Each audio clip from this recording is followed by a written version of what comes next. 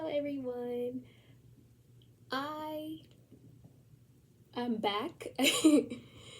I honestly made this video because God told me to make this video, and when God tells you to do something, you do it. And I also kind of procrastinated because I was supposed to make this video yesterday, actually the day before, way before actually, but I procrastinated because I was thinking I wanted to get my hair braided. If we're being so real, like y'all see the growth. This is this is the bob that you do when you're about to take your braids out. So I was thinking, dang, God, can't we wait until? And so he cut me off and interrupted me. It was like, if I cut off your oxygen supply, can you wait until tomorrow? And I was like, ugh, that was really rude. But I got the message. And I was thinking, somebody's impatient. And he was like, I'm not impatient. I just don't like it when people make me late. And I was like, ooh. Got me there. Which brings me into what we're about to talk about today, which is even God has boundaries. Because as Christians, we hear that phrase, when someone slaps you, turn the other cheek. And I don't know about you guys, but I only have 2 cheeks, 4 cheeks if you can. As believers, we're called to be like Christ. We're supposed to try and be as close to God as possible. But even God has boundaries. As you can see in the conversation I just told you previously, God was very quick to put me in my place, to check me. He didn't put us on this earth to let people walk all over us. He put us on this earth to be patient, to be kind, but not to be pushovers. People pleasing is a sin, y'all. Because if you're more concerned with what people are thinking about you, that means you've put their opinion before God's opinion of you. That's a no-no. All right, so first one, God says no. You can say no to people. You don't have to say yes to everything people ask you to do. Can you do this for me? But you don't have time, and you know it's gonna put you behind, or someone asking you to borrow $5, but that's your last $5, and you need the gas money. You can say no. Think about your relationship with God. Does God say yes to everything? No. Like God gives 3 answers: yes, no, or not now. So you can also say not now, because maybe it's just not a good time for you. So you can say not now to people too. If anybody understands how important time is, it's God.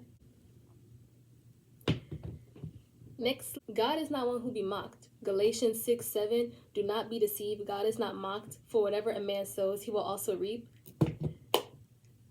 Why are you sitting here letting people talk to you crazy? Why? I know, because you're thinking, oh, hold my tongue, be better than them. Like I'm a Christian, so we don't fight fire with fire. No. No one's saying to fight fire with fire. But set your boundary. Like God just told you that he will not be mocked. He doesn't tolerate people talking to him any kind of way. So why are you letting people talk to you crazy? Why are you letting people make jokes about you crazy, be rude and disrespectful to you to your face? Not even God disrespects you. And God is all the way up here. And if God himself doesn't disrespect you, doesn't insult you, doesn't call you out your name, why are you letting other people call you out your name and talk to you crazy? No, absolutely not. You don't have to be rude when you set boundaries. You can be kind and firm at the same time, okay?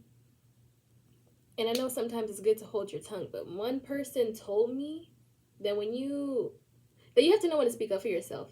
Because I used to do that. One person told me, you might think that you're ignoring them, you're rising above them, but sometimes people take your silence as it is okay to disrespect you, because you'll just take it and you'll be silent. You got to know when to speak up, because God surely stands up for himself. Of course, go to God. If you don't know how to be in between, like it's either 0 100, you need to go to God. Get that sorted out immediately. All right, next, God doesn't deal with two-faced people. I have some Bible examples. These people draw near to me with their mouth and honor me with their lips, but their heart is far from me. Matthew 15:18. Matthew 15:8. I'm sorry. You cannot drink from the cup of the Lord and the cup of demons. You cannot partake in the Lord's table and the table of demons. 1 Corinthians 10:21. And lastly, for let not that man suppose that he will receive anything from the Lord. He is a double-minded man, unstable in all his ways.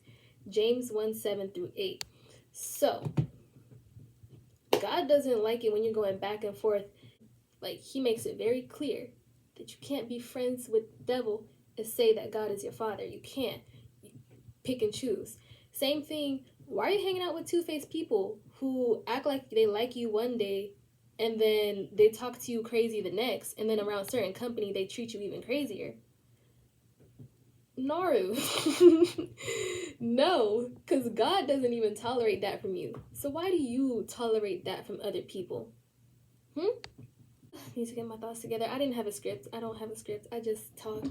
But yeah, God even says it that he does not like lukewarm people, which is people who love him one day, and then the next day they act like they don't know him, and then another day they're just kind of indifferent towards him. He doesn't tolerate that. So neither should you.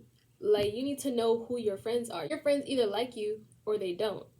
You could be straight up. Like, someone asks you, hey, how do you feel about this person? It's a yes or no. And whether they try to complicate it or not, the yes or no is in the answer. You try to find out where you stand with somebody and they give you like a they're not for you. Because if they're for you, it's an easy answer. Yes.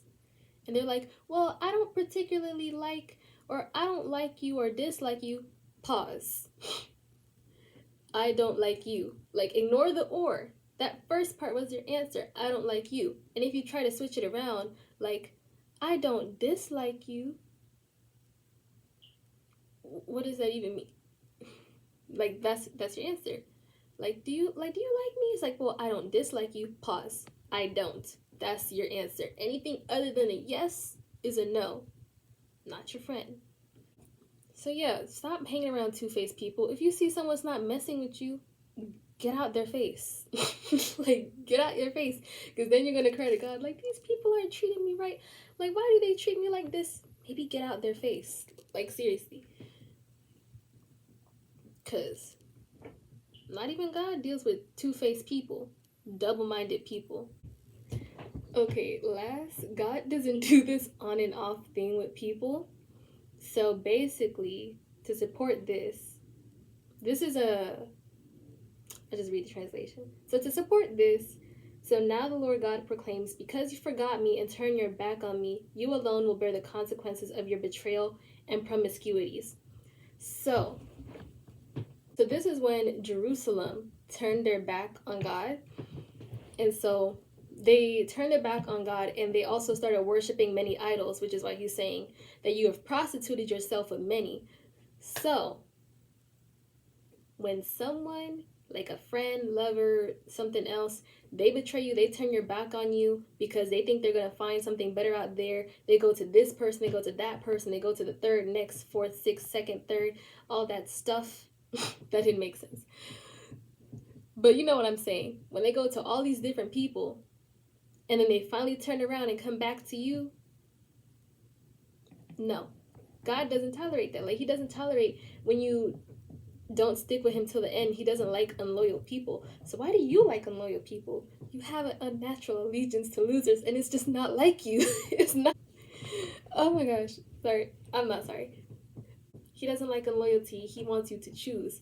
And when someone didn't choose you, let them go. Don't let them keep coming in and out and in and out to take from your table, then go back to the other person's table, then come back. No.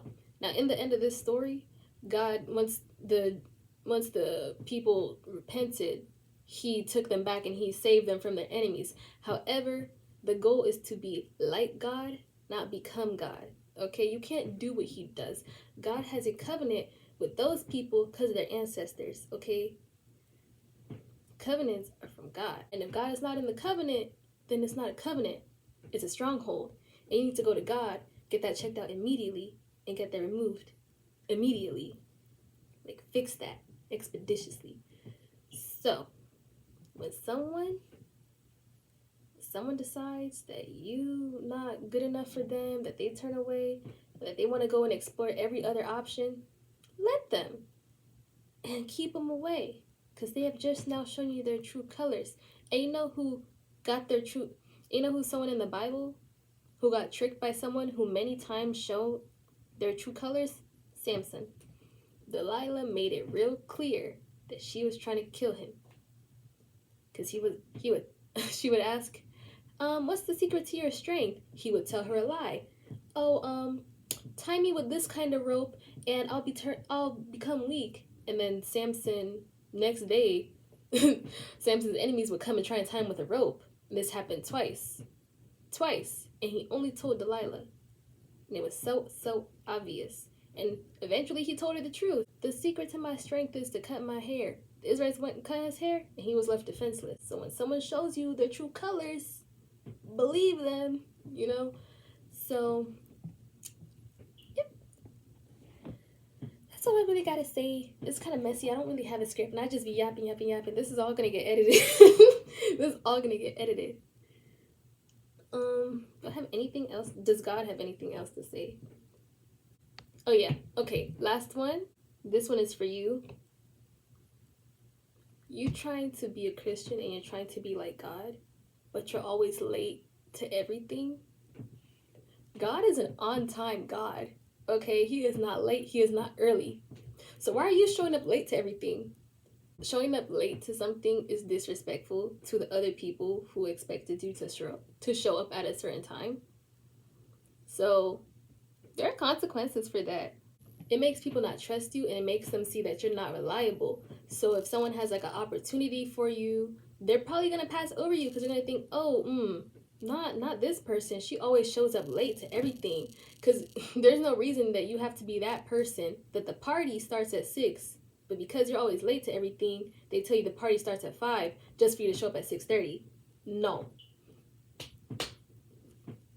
As children of God, we need to be on time to stuff. Okay? Just like our Father is on time.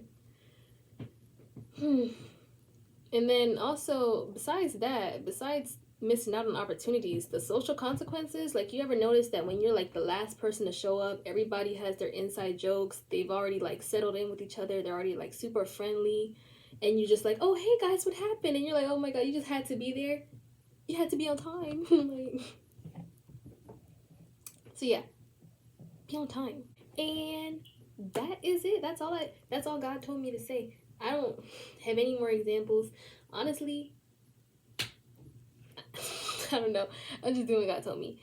Okay, one last thing I forgot to mention is that when you don't set boundaries, you leave yourself open to bitterness, resentment, anger.